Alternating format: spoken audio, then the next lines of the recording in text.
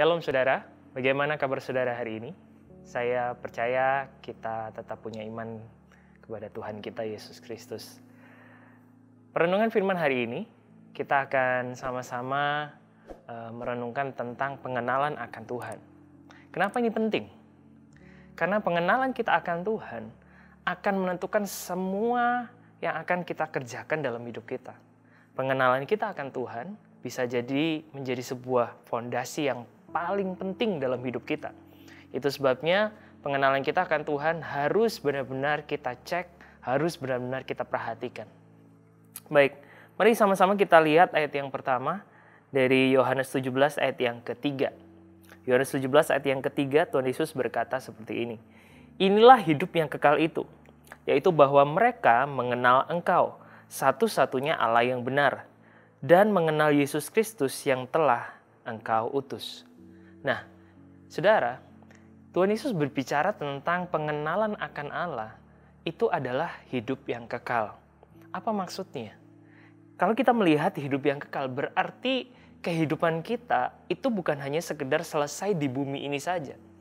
Ada sebuah kekekalan, ada sebuah masa yang tak terbatas dalam hidup kita, walaupun kita sudah selesai di bumi ini.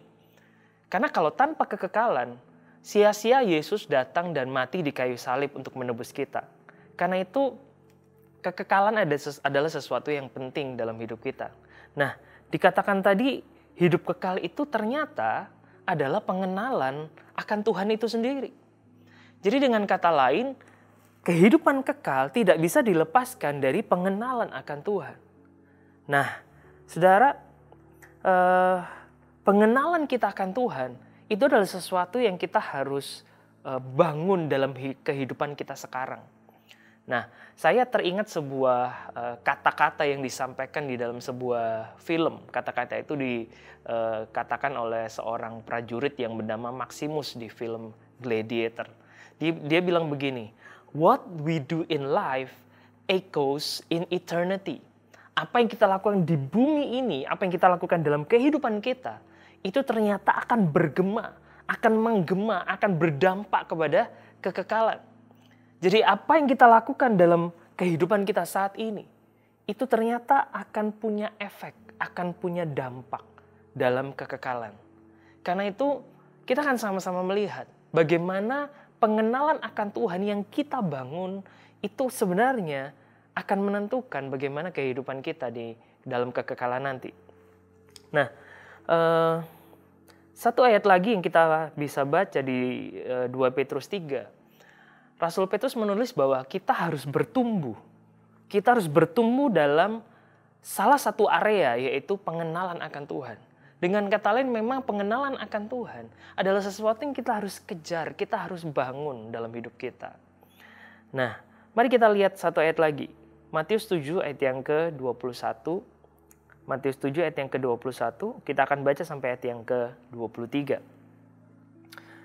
Dikatakan seperti ini, "Bukan setiap orang yang berseru kepadaku, Tuhan, Tuhan, akan masuk ke dalam kerajaan sorga, melainkan dia yang melakukan kehendak Bapa-Ku yang di sorga. Pada hari terakhir, banyak orang akan berseru kepadaku, Tuhan, Tuhan, bukankah kami bernubuat demi namamu, dan mengusir setan demi namamu, dan mengadakan banyak mujizat demi namamu juga? Pada waktu itulah aku akan berterus terang kepada mereka dan berkata, Aku tidak pernah mengenal kamu. Enyahlah daripadaku, kamu sekalian pembuat kejahatan." Ini adalah sesuatu yang ironis. Tuhan Yesus berkata bahwa ternyata akan ada banyak orang, bahkan mungkin sekarang sudah terjadi. Ada banyak orang yang memanggil nama Tuhan. Bahkan dikatakan mereka adalah orang-orang yang melakukan banyak hal yang rohani. Banyak aktivitas-aktivitas di dalam gereja bahkan. Tetapi mereka ternyata tidak dikenal oleh Tuhan sendiri.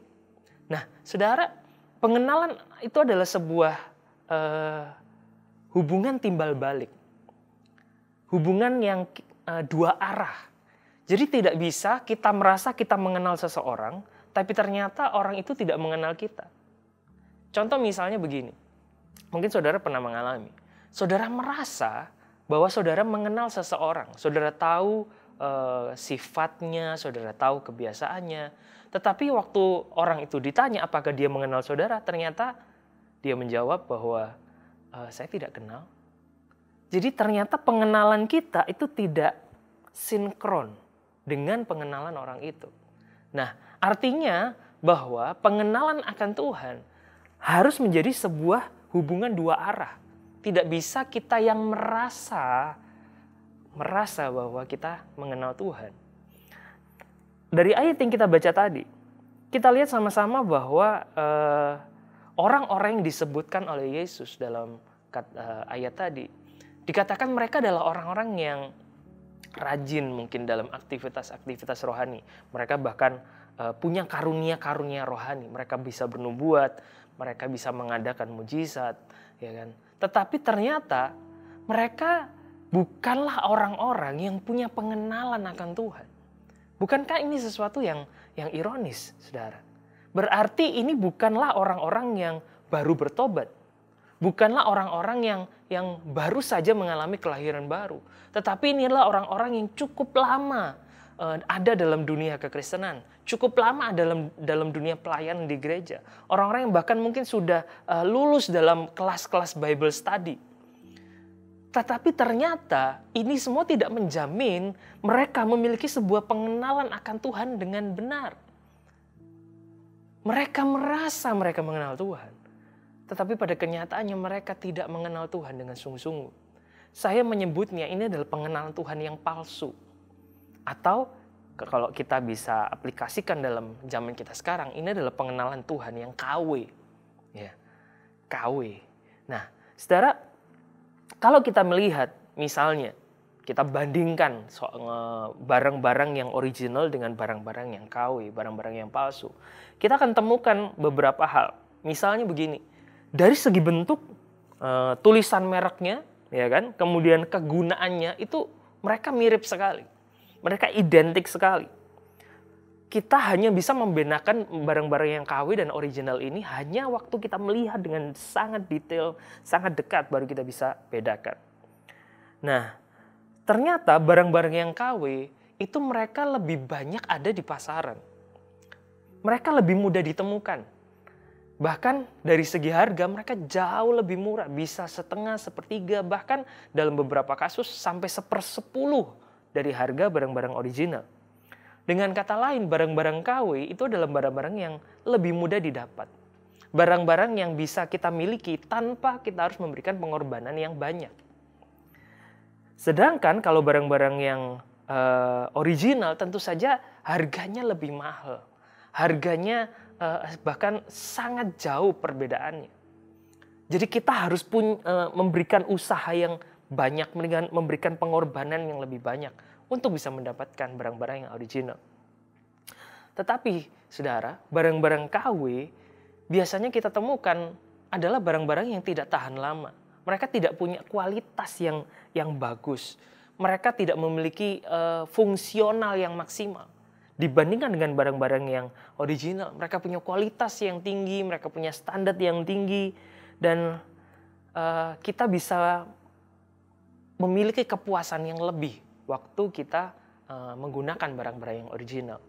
Nah, bagaimana kita bisa pastikan bahwa pengenalan kita akan Tuhan itu adalah sesuatu yang original, bukan sesuatu yang KW.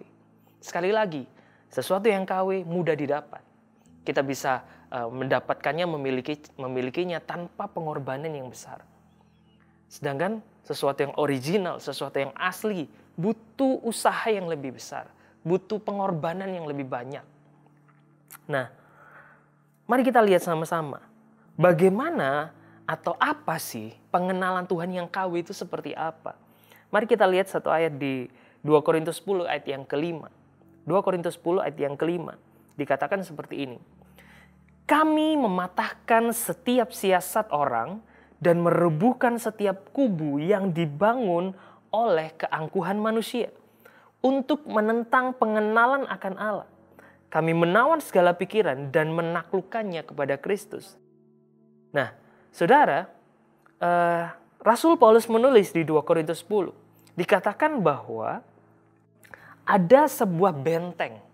Ada sebuah benteng yang dibangun oleh keangkuhan manusia, oleh kesombongan manusia. Nah, benteng ini ternyata adalah benteng yang menentang pengenalan akan Allah. Dengan kata lain, saudara, kita tidak akan memiliki sebuah pengenalan akan Tuhan yang asli, yang original, kalau ternyata kita masih memiliki yang namanya keangkuhan atau kesombongan. Nah, waktu kita merasa bahwa kita bisa melakukan semuanya sendiri, waktu kita merasa bahwa kita tahu banyak hal, waktu kita tidak melibatkan Tuhan, sebenarnya saat itulah kita sedang sombong. Waktu kita mengikuti keinginan kita sendiri, kita mengejar apa yang kita mau, kita tidak lagi memperhatikan apa kehendak Tuhan, sebenarnya saat itulah kita sedang sombong. Jadi saudara, kesombongan inilah yang sebenarnya membuat kita tidak bisa memiliki sebuah pengenalan akan Tuhan yang asli, yang original. Pada akhirnya, waktu kita sombong, kita hanya akan membangun sebuah Tuhan virtual. Kalau saya menyebut seperti ini, Tuhan virtual yang ada dalam pikiran kita. Jadi kita merasa kita menyembah Tuhan, kita merasa kita mengenal Tuhan, padahal sebenarnya itu adalah Tuhan yang palsu. Yang sebenarnya Tuhan itu adalah diri kita sendiri. Karena yang kita kejar hanya keinginan kita, yang kita kejar hanya apa yang kita mau, yang kita dewakan hanya pengetahuan kita, kemampuan kita sendiri. Saudara, satu kali saya membaca sebuah tulisan dari seseorang yang bernama Francis Chan. Dia berkata seperti ini, Adam dan Hawa membuat keputusan sadar untuk memberontak kepada Tuhan dan untuk hidup menurut pengertian mereka sendiri. Dan banyak dari kita meniru mereka setiap kali kita memilih keinginan kita sendiri daripada kehendak Tuhan. Jadi pemberontakan itu sebenarnya adalah bentuk dari kesombongan. Kita merasa kita tahu, akhirnya kita memberontak dengan melawan kehendak Tuhan. Kita mengejar keinginan kita sendiri, sehingga akhirnya kita mengesampingkan kehendak Tuhan. Disitulah kita sebenarnya sedang sombong. Jadi pada waktu kita memilih untuk mengikuti keinginan kita sendiri daripada kehendak Tuhan, disitulah kita sedang sombong. Dan disitulah sebenarnya tanpa sadar kita sedang memiliki pengenalan akan Tuhan yang palsu, yang KW. Nah, saudara, saya sangat tertarik, saya sangat kagum dengan apa yang ditulis oleh Rasul Paulus di Filipi 3 ayat yang ke-7 dan 8. Rasul Paulus menulis seperti ini. Tetapi apa yang dahulu merupakan keuntungan bagiku, sekarang kuanggap rugi karena Kristus. Malahan segala sesuatu kuanggap rugi karena pengenalan akan Kristus Yesus Tuhanku lebih mulia daripada semuanya. Oleh karena dialah aku telah melepaskan semuanya itu dan menganggapnya sampah supaya aku memperoleh Kristus. Menarik sekali. Rasul Paulus menulis bahwa apa yang dulu dia anggap itu sebagai hal yang berharga buat dirinya, ternyata itu adalah sampah. Dia buang semuanya itu. Kenapa? Karena pengenalannya akan Tuhan itu lebih mulia, lebih berharga dari semuanya. Bahkan dia katakan dia mau lepaskan, dia mau buang semuanya supaya dia memperoleh Kristus. Saudara, kalau kita lihat sejenak latar belakang dari Rasul Paulus, siapakah dia? Kita tahu ceritanya bahwa dia adalah seorang yang terpelajar. Dia adalah seseorang yang punya kedudukan yang tinggi. Dia adalah seseorang yang terhormat. Dia mungkin dia dikagumi oleh banyak orang-orang Yahudi. Dia punya pengaruh yang besar. Tetapi waktu dia bertemu dengan Kristus di jalan menuju ke Damsyik, dia akhirnya tahu, dia akhirnya menyadari bahwa semua yang dulu dia anggap itu sebagai hal yang berharga, ternyata itu cuma sampah. Kenapa? Karena dia sudah mendapatkan Kristus. Dia rela kehilangan semuanya itu demi pengenalannya akan Tuhan. Saudara, Apakah kita rela melepaskan semua yang kita miliki supaya kita mengenal Tuhan dengan benar? Apakah kita rela? Apakah kita siap melepaskan semua yang kita anggap penting demi sebuah pengenalan akan Tuhan yang benar? Sekarang bagaimana caranya supaya kita bisa mengenal Tuhan dengan benar? Bagaimana caranya supaya kita bisa memiliki sebuah pengenalan akan Tuhan yang asli? Supaya kita tidak terjebak dalam sebuah pengenalan akan Tuhan yang palsu. Saya akan ambil dari kitab Roma 12, ayat yang pertama sampai ayat yang kedua. Kitab Roma 12 ayat yang pertama dan kedua. Rasul Paulus sekali lagi menulis seperti ini. Karena itu saudara-saudara, demi kemurahan Allah aku menasihatkan kamu, supaya kamu mempersembahkan tubuhmu sebagai persembahan yang hidup, yang kudus, dan yang berkenan kepada Allah. Itu adalah ibadahmu yang sejati. Janganlah kamu menjadi serupa dengan dunia ini, tetapi berubahlah oleh pembaruan budimu, sehingga kamu dapat membedakan manakah kehendak Allah, apa yang baik, yang berkenan kepada Allah, dan yang sempurna. Nah, dalam dua ayat ini, kita bisa temukan bahwa ternyata ada sebuah rahasia supaya bagaimana kita bisa membedakan yang mana kehendak Tuhan, yang mana yang bukan. Apa yang menyenangkan Tuhan dan apa yang tidak menyenangkan Tuhan. Apa yang berkenan kepada Tuhan dan apa yang tidak. Kenapa ini penting? Karena inilah pengenalan akan Tuhan. Kalau saudara mengenal saya, maka seharusnya saudara akan tahu apa yang saya suka. Saudara akan tahu misalnya makanan favorit saya. Saudara akan tahu misalnya film yang saya suka tonton. Saudara akan tahu kebiasaan-kebiasaan yang saya lakukan. Nah, di dalam ayat ini Rasul Paulus menulis bahwa ada sebuah cara, ada sebuah rahasia. Bagaimana caranya supaya kita bisa tahu apa yang menjadi kehendak Tuhan. Bagaimana kita menjadi orang-orang yang menyenangkan hati Tuhan. Nah, mari kita lihat sama-sama. Ada 3 hal yang kita bisa ambil dari ayat ini. Yang saya berharap saudara bisa mempraktekannya. Kita semua bisa mempraktekannya. Hal yang pertama adalah ditulis di ayat yang pertama. Persembahkan tubuhmu. Rasul Paulus menulis. Persembahkan tubuhmu. Nah, kalau kita berbicara tentang persembahan, maka kita tidak bisa lepas dari yang namanya mezbah. Di Alkitab Perjanjian Lama kita menemukan bahwa Abraham, Ishak, Yakub, mereka adalah orang-orang yang suka membangun mezbah. Setiap kali mereka pergi ke satu tempat yang baru, mereka akan membangun mezbah di sana untuk Tuhan. Dan mereka mempersembahkan korban di sana. Nah, yang dimaksud dengan mempersembahkan tubuh berarti adalah sebuah korban sehari-hari. Bagaimana kehidupan kita dari hari ke sehari. Itu adalah sebuah persembahan. Saudara, saya mencoba membaca ayat ini, melihat ayat ini dari versi Alkitab The Message. Nah, saya coba terjemahkan ke dalam bahasa Indonesia, Roma 12 ayat yang pertama. Dikatakan seperti ini. Jadi inilah yang aku ingin kamu lakukan. Tuhan menolongmu. Ambillah kehidupan sehari-harimu yang biasa. Tidur, makan, pergi bekerja, dan berjalan-jalan. Dan letakkan di hadapan Tuhan sebagai persembahan. Menerima apa yang Tuhan lakukan untukmu adalah hal terbaik yang dapat kamu lakukan untuknya. Jadi saudara, mempersembahkan tubuh di dalam ayat ini ternyata berbicara tentang bagaimana kita membawa aktivitas kita setiap hari. Dan kita memakainya, kita membuat orientasi dari kehidupan kita itu sebagai sebuah offering, sebagai sebuah persembahan kita di hadapan Tuhan. Dengan kata lain, waktu saya makan, waktu saya tidur, waktu saya bekerja, waktu saya melakukan aktivitas, waktu saya olahraga, saya melakukannya bukan untuk diri saya.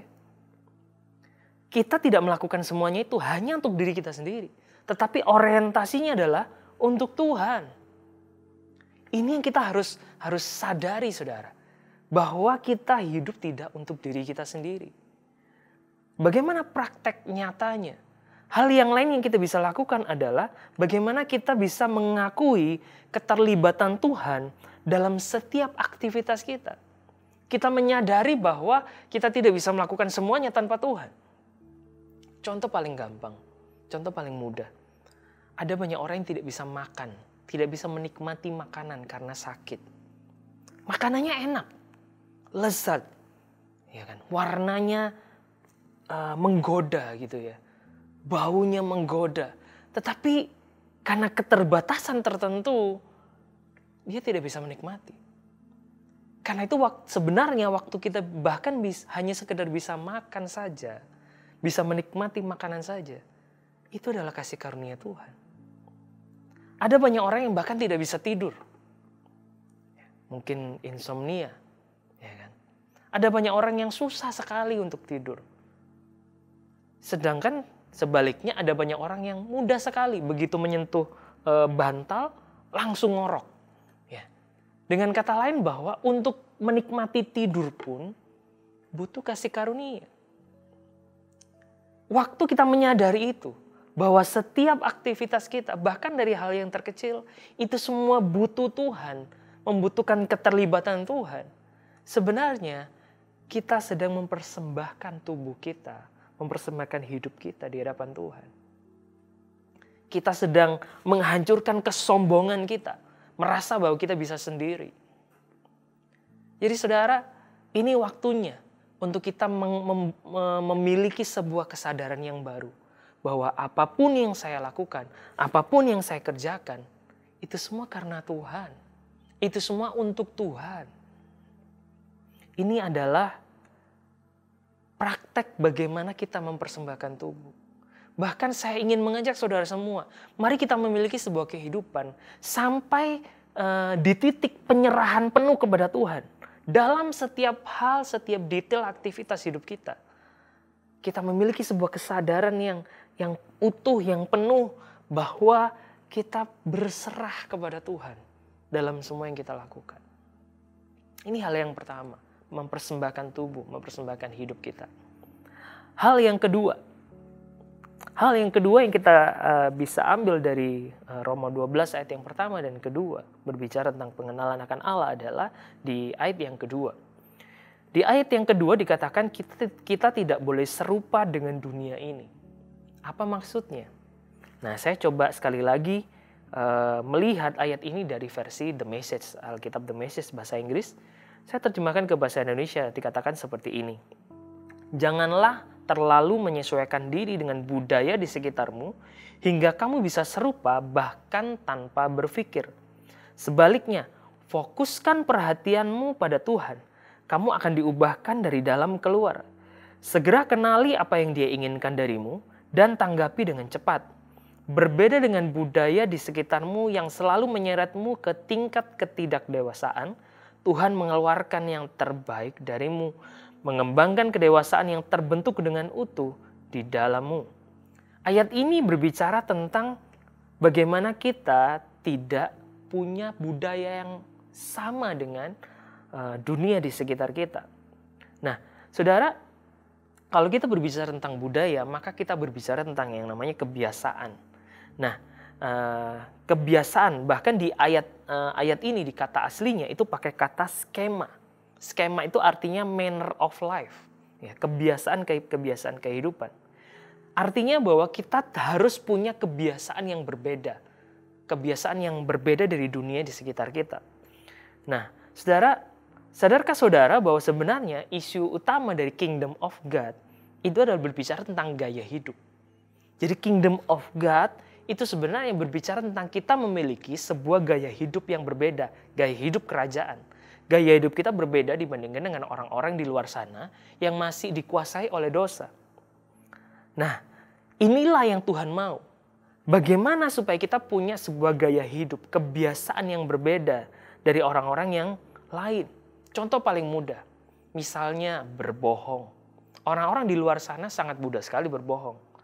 Misalnya nih, yang paling sering terjadi, misalnya anak kita bertanya sesuatu, ya kan? Anak kita yang masih kecil bertanya, "Pah, Mah, ini apa sih?" Seringkali kita sebagai orang tua, kita malas menjawab atau kita bingung menjawabnya, ya kan? Dan akhirnya kita berbohong kepada anak kita, gitu.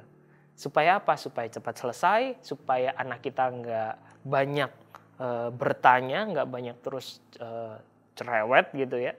Jadi kita semudah itu berbohong. Ya, itu hal yang sederhana sekali. Ya. Apalagi misalnya korupsi.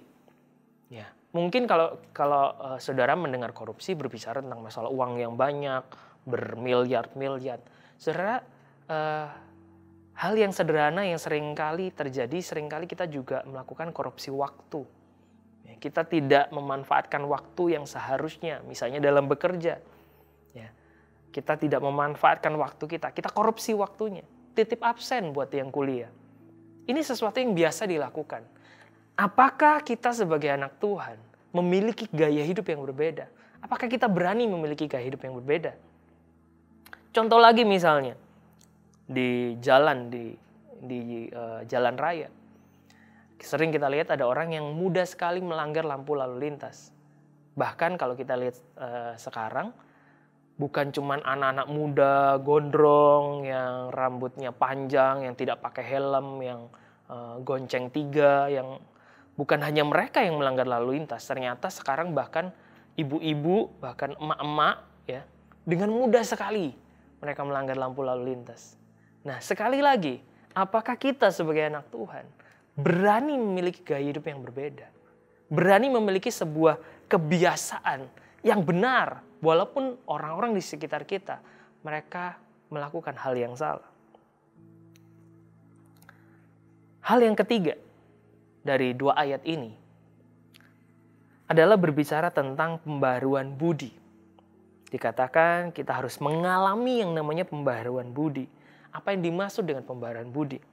Kata pembaharuan budi di ayat ini bahasa aslinya pakai kata nous, yang artinya pengertian atau pemahaman yang termasuk di dalamnya adalah perasaan dan keinginan.